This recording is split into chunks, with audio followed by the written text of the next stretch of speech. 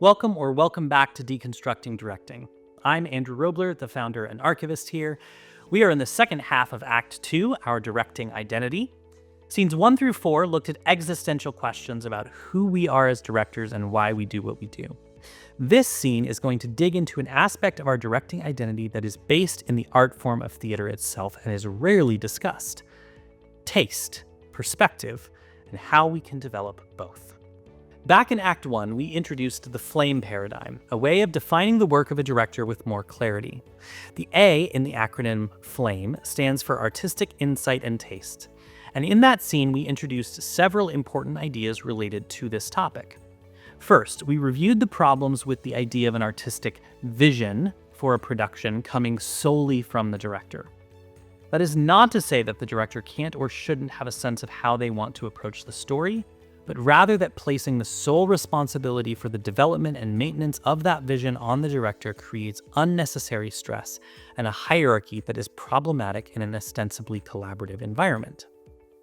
We then spent a bit discussing artistic insight and breaking down a structure proposed by Graham Wallas in his 1926 book, The Art of Thought, where he defined 4 distinct phases that are essential in creating a new thought or idea.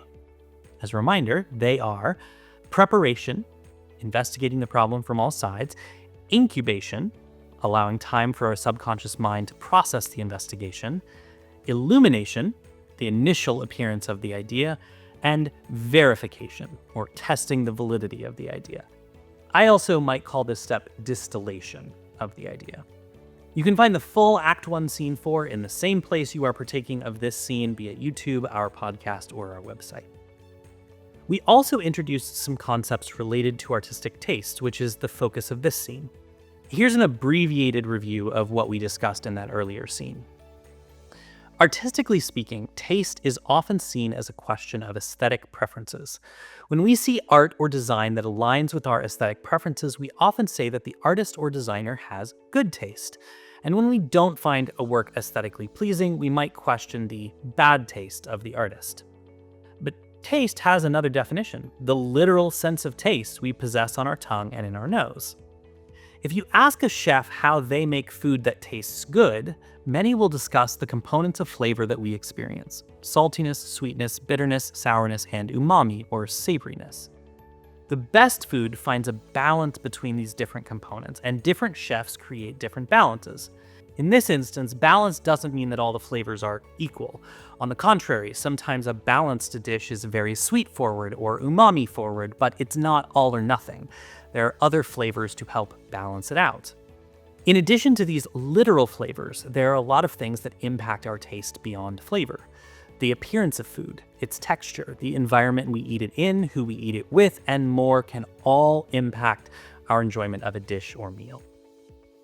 Our artistic taste as directors is not dissimilar to the taste of a chef, with a lot of different elements to play around with.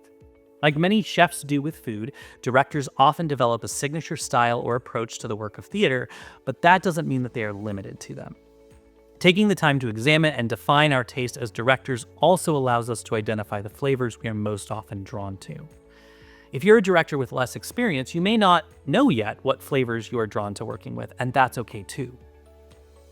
So now that we reviewed our earlier introduction to the idea of artistic taste, let's dig into why it's important, how we can learn to define and communicate our taste, and ways we can work to expand our taste. Artistic taste is important for a director because it is what guides our aesthetic compass. Directors are audience surrogates, meaning that artistically, it is our job to ensure that we meet the standards we and the company have set for ourselves and that we believe our target audience will expect. Often this means that we are looking for problem areas, elements that don't meet that standard, though celebrating the successes is also important. Like we've discussed, there are a lot of components that factor into taste, and many of these components are not things we have direct control over as directors. For example, if the acting feels stilted and fake in a scene, we can't single-handedly fix it. We have to work with actors to help them understand what the issue is and work with them to improve it. This is why being able to clearly articulate our taste and what we see is so valuable. We can collaborate with our team more effectively to address artistic quality issues if we can communicate explicitly about what we experience, rather than relying on the assumption that because I said so and I'm the director is sufficient. That way lies resentment, and resentment is one of the most toxic elements to any collaborative process. So how do we define and communicate our taste? We can use basic interrogative words to help us, namely what, why, who, when, and how. There are worksheets below to help you in your own definition, and I'll share mine as we go along by way of example. Let's start with the what. What kinds of stories do you enjoy? Start with big categories and then get more specific. Do you love comedies but could take or leave a tragedy or drama? But maybe you find farces more enjoyable than a romantic comedy and you just can't stand black comedies. Are there certain joke structures you enjoy more than others? Prop comedy, dry comedy, wordplay? Your interests may be much more varied rather than narrow at this point, and that's okay. Personally, I like theater that is character-driven, regardless of its linearity or realism. To me, theater is about connection and relationship, and I much prefer stories that prioritize that regardless of genre. I also know that I don't like comedy that punches down or trades in stereotypes without good reason. If defining what you don't like feels challenging, don't lose heart. It takes practice. One of the best ways to practice is to go see as much theater as we can. If you live someplace or have a job that makes that difficult, watching movies and TV shows can be helpful as well. Just remember that the elements involved may be similar but are ultimately different. For example, cinematography in film is crucial but not necessarily a tool we have in theater. We can't force the audience to look only at a particular area most of the time. But it's not enough to just observe. We have to practice actually finding the words to describe what it is we like. Try to get specific.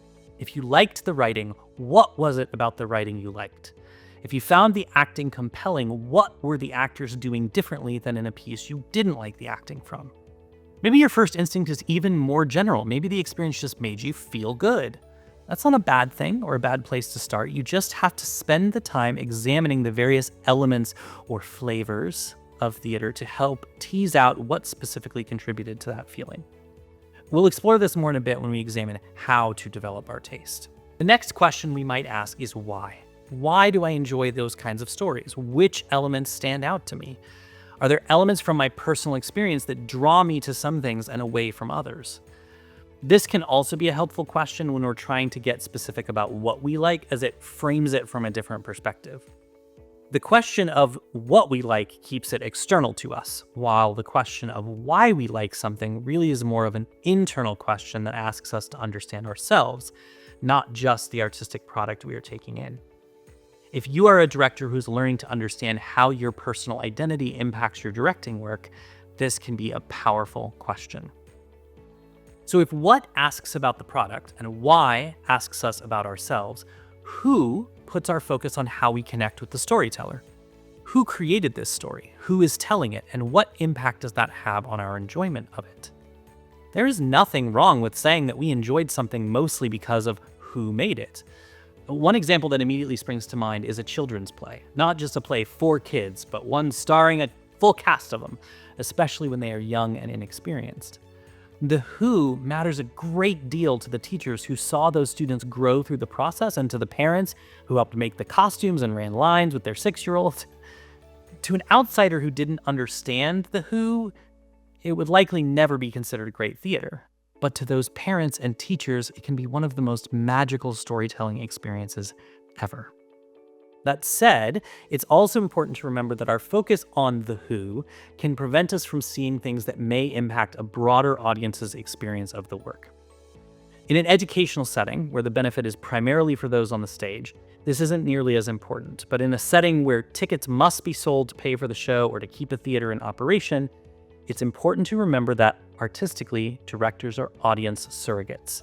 So we have to be conscious of when the who is impacting our choices and perspectives, especially when audiences may not share our feelings about the who. Another tricky interrogative is the question of when. If what is about the product, why is about us, and who is about the storyteller, then when is about the context in which the story is happening.